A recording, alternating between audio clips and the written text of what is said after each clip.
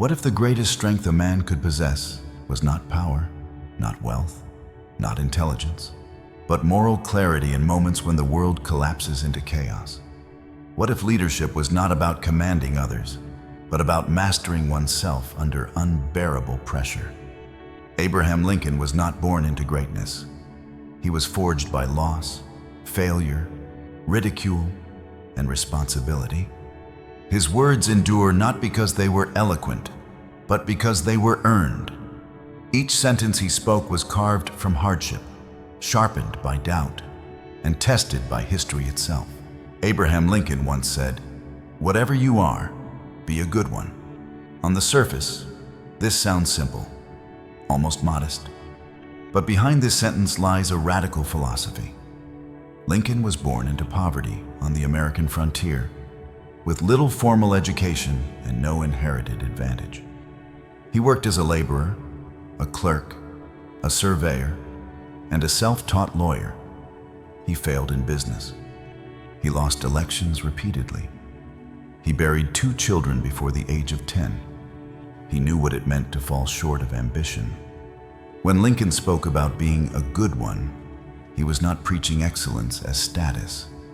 He was defining dignity as effort. He believed that meaning is not determined by position, but by integrity.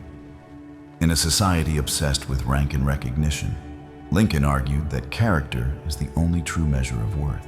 He also said, "Character is like a tree, and reputation is like a shadow. The shadow is what we think of it. The tree is the real thing." This quote reveals Lincoln's deep understanding of public life. As president, he was hated, mocked, and misunderstood. Newspapers attacked him relentlessly. Political rivals questioned his intelligence, his appearance, his competence.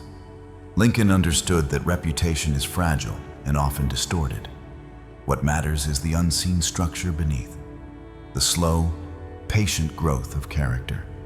He believed that moral decisions must be made even when they destroy popularity. In this, Lincoln anticipated a truth many leaders avoid. History judges the tree, not the shadow. Lincoln once said, "Nearly all men can stand adversity, but if you want to test a man's character, give him power." This insight did not come from theory. It came from experience. As president during the Civil War, Lincoln held more power than any American before him. He suspended habeas corpus. He commanded armies. He decided the fate of millions. Yet he was acutely aware that power reveals who we truly are. Lincoln feared arrogance more than opposition. He surrounded himself with rivals, critics, and men who disagreed with him.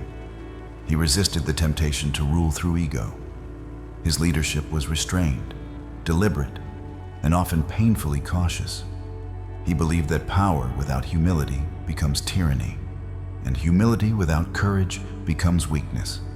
His balance between the two defined his greatness.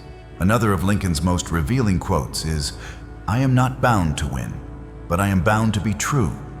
I am not bound to succeed, but I am bound to live up to what light I have." This statement exposes Lincoln's moral framework. He did not measure success by outcomes alone. He measured it by alignment with conscience. Lincoln understood that circumstances are unpredictable. Victory is never guaranteed, but integrity is always a choice. During the war, he faced immense pressure to compromise principles for convenience. He refused. Even when abolition endangered the Union politically, he pursued it because he believed it was right. This quote reveals a stoic core. Control what is yours, accept what is not. Act according to reason and conscience, not fear. Lincoln also said, "You cannot escape the responsibility of tomorrow by evading it today." This sentence speaks directly to his view of leadership and life. He despised avoidance. He believed that delayed decisions compound suffering. As the nation fractured, many urged him to postpone difficult choices, to delay emancipation, to delay confrontation, to delay reform. Lincoln understood that responsibility grows heavier when ignored. This philosophy applied to personal life as well. Lincoln battled depression for much of his adult life. He called it melancholy, yet he did not retreat from duty. He believed responsibility is not removed by pain, it is revealed by it. One of Lincoln's most quoted lines is, "Those who deny freedom to others deserve it not for themselves." This was not rhetoric, it was conviction. Lincoln's views on slavery evolved over time, but his moral compass pointed consistently toward human dignity. He believed freedom was indivisible, that injustice anywhere corrodes justice everywhere. This belief placed him at odds with powerful interests. It also placed a target on his back. Lincoln understood that moral leadership carries risk, but he believed peace without justice is illusion. Order without freedom is decay. Lincoln once said, "I destroy my enemies when I make them my friends." This is often misunderstood as softness. It was strategic wisdom. Lincoln believed resentment poisons the mind, that hatred consumes energy better used for progress. After the war, many demanded revenge against the South. Lincoln refused. He spoke of reconciliation, of healing, of binding wounds rather than reopening them. He understood that victory achieved through humiliation creates future conflict. His philosophy was not naive. It was long-sighted. Tragically, his assassination prevented him from guiding the nation through Reconstruction according to this vision. Another powerful quote from Lincoln is, "The best way to predict your future is to create it." While often attributed loosely, this idea reflects his core belief in agency. Lincoln rejected fatalism. He believed individuals and nations are shaped by deliberate choices. His own life was proof. Born into obscurity, he educated himself by candlelight. He memorized books. He studied law alone. He refused to accept limitation as destiny. This philosophy echoes Stoic principles.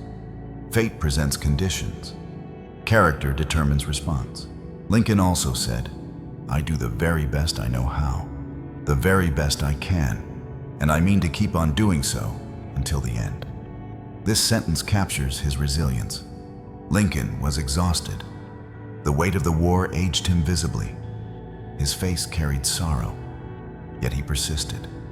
Not because he was confident of success, but because he believed effort itself was a moral act. He did not seek perfection. He sought sincerity. He believed perseverance was a form of honesty. To stop trying would be a lie to one's own conscience. He once observed, "A house divided against itself cannot stand." Borrowed from Scripture, this phrase became prophetic. Lincoln understood that internal conflict destroys systems faster than external threats. This applies beyond politics. Lincoln believed individuals are also houses, divided by fear and principle, by desire and conscience. His philosophy urged integration, alignment between belief and action. Without it, collapse is inevitable. Lincoln also said, "Most folks are about as happy as they make up their minds to be." This reflects his understanding of inner freedom. Despite profound grief, Lincoln maintained a dry humor and perspective. He believed suffering is unavoidable, but despair is optional, not in the sense of denial, but in the sense of interpretation. This aligns with Stoic thought. Events are external, meaning is internal. Lincoln trained his mind to endure. One of his most profound statements is, "With malice toward none, with charity for all, with firmness in the right as God gives us to see the right." These words from his second inaugural address encapsulate his philosophy entirely. Compassion without weakness, conviction without cruelty, humility without hesitation. Lincoln did not claim absolute truth. He acknowledged moral uncertainty, but he acted firmly according to the best understanding available. This balance between conviction and humility is rare. It is why his leadership transcended politics and entered moral history. Lincoln believed deeply in self-mastery. He once said, "I am the President of the United States, clothed in immense power, and yet I am often powerless." This awareness kept him grounded. He knew authority does not guarantee control, that leadership is restraint more than dominance. He governed through patience, persuasion, and persistence rather than force alone. Abraham Lincoln was assassinated in 1865, just days after the Civil War ended. He did not live to see the nation heal. He did not live to enjoy victory, but his philosophy outlived his life. His words continue to guide leaders, thinkers, and individuals searching for moral clarity in complex times. Lincoln teaches us that greatness is not brilliance, but responsibility. That leadership is not control, but service. That integrity matters more than outcome. That character is revealed under pressure. That power tests the soul. That freedom requires courage. That unity demands humility. That history remembers not those who spoke the loudest, but those who stood firm when silence was easier. His legacy is not a monument. It is a standard, a reminder that the human spirit is strongest when anchored in principle, that the quiet discipline of conscience shapes civilizations more deeply than force ever could. This is the wisdom of Abraham Lincoln, earned through loss, spoken with restraint, tested by history, and still alive wherever courage meets conscience.